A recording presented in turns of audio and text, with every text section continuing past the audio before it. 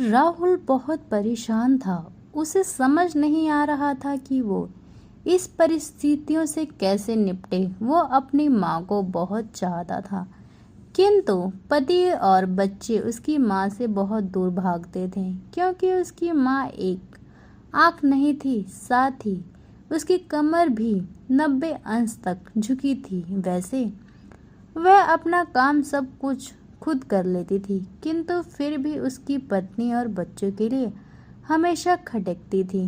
दादी, आप ऊपर के कमरे में जाओ, मेरे दोस्त आ रहे हैं, राहुल के बेटे अखिल ने बड़े बेरुखी से कहा।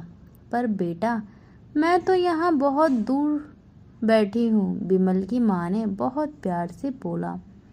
नहीं, आप उनके सामने मत रहो, मुझे चिढ़ाते हैं, अखिल ने जोर से डांटते हुए कहा।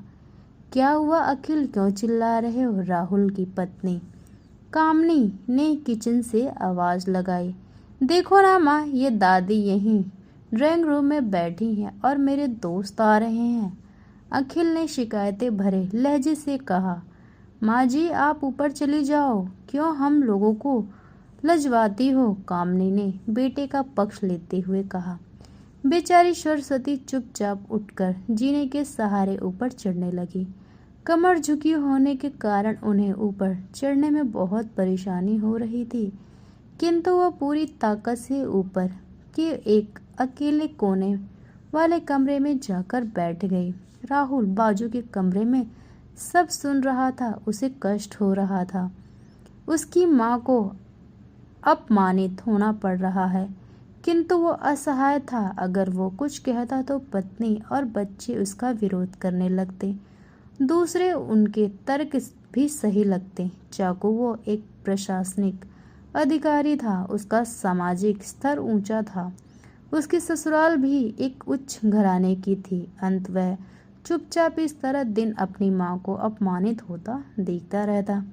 रात को राहुल की पत्नी ने कहा, देखो जी, आप कुछ करो, कल कलेक्टर साहब की पत्नी आई थी, माँ जी अपनी देसी धनुधारा में उनसे मिली, बहुत ही शर्म आ रही थी मुझे, बताते हुए कि ये मेरी सासू माँ है। मैंने कह दिया दूर की रिश्तेदार हैं, इलाज कराने आई हैं। राहुल को रोना आ गया था, किंतु फिर भी वह चुप रहा। उसे समझ नहीं आ रहा था कि वो क्या करे। अपने बेटे की मन स्थिति को संस्कृति अच्छी तरह जानती थी और बेटे को कोई कष्ट ना हो, इसलिए वह हर बात को चुपचाप सह लेती। राहुल बहुत उदास रहने लगा। एक तरफ पारिवारिक और सामाजिक स्तर पर जीने की प्रतिबद्धता भी थी, तो दूसरी ओर माँ। आखिर माँ से अपने बेटे की यह हालत नहीं देखी गई। एक दिन उसने अपने बेटे को कहा, राहुल, बहुत दिन हो गए, मैं अपने गांव जाना चाहती हूँ, मुझे वहाँ पहुँचा दो, मेरा यहाँ मन नहीं लग रहा। किंतु माँ, वहाँ तो कोई नहीं, तुम्हारी देखभाल कौन करेगा? राहुल ने आश्चर्य से पूछा। अरे सब गांव वाले हैं, और वो तुम्हारे मामा जी उसी गांव से रहते हैं, और फिर वह सारी व्यवस्था कर आएंगे ना। कामनी तो जैसा मन भी मुराद मिल जाएगी।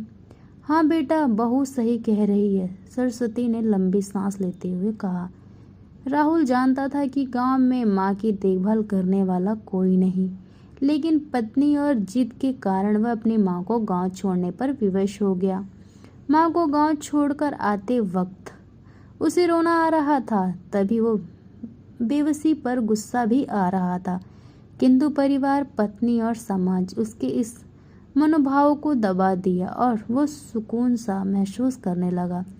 कुछ दिन के बाद उसके चाचा, जो अमेरिका रहते थे, आने वाले थे। जब राहुल बहुत छोटा था, उसके पिताजी जीवित थे जब वो भारत आए थे, उसके बाद वो अब भारत आने लगे हैं। पूरा परिवार, आसपास पड़ोस उत्साहित थे। अमेरिका से राहुल के डॉक्टर चाचा आ रहे हैं। रमेश ने जैसे ही घर में कदम रखा, सबने मिलकर उत्साह से उनका स्वागत किया। क्यों राहुल, भाभी नहीं दिख रही, कहाँ हैं? डॉक्टर रमेश ने उत्सुकता पूर्वक पूछा। जी वो गांव रहती हैं, यहाँ उनका मन नहीं लगता, कामनी ने स्फोट लहजे से उत्तर दिया। डॉक्टर रमेश ने विमल की ओर देखा तो विमल ने अपनी आंखें झुका ली। डॉक्टर बिमल सब कुछ समझ गए। बोले, कल हम भाभी से मिलने गांव चलेंगे सब लोग।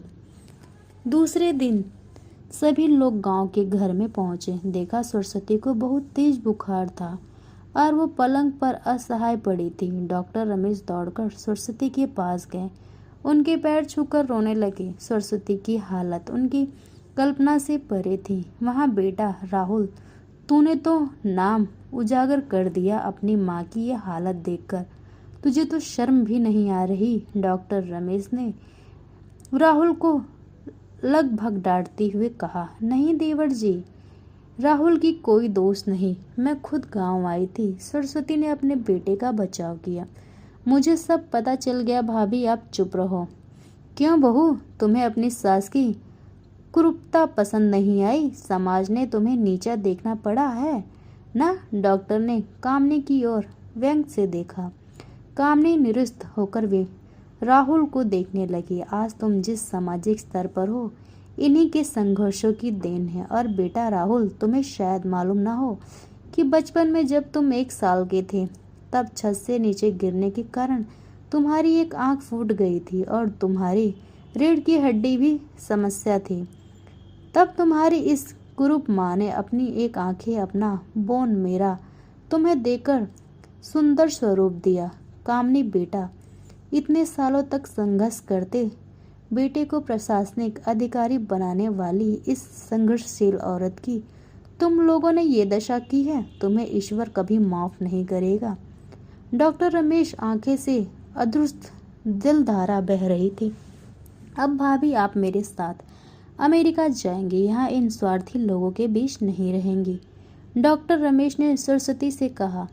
राहुल को तो कांटों तो खून नहीं था। डॉक्टर रमेश जो उनके चाचा थे, उन्होंने जो राज बताया, उसके बाद राहुल को यही लग रहा था कि उससे ज़्यादा पापी इंसान दुनिया में और कोई नहीं। वो दौड़ता आ गया, माँ सरस्वती के कदमों में लिपट गया। माँ, मेरा अपराध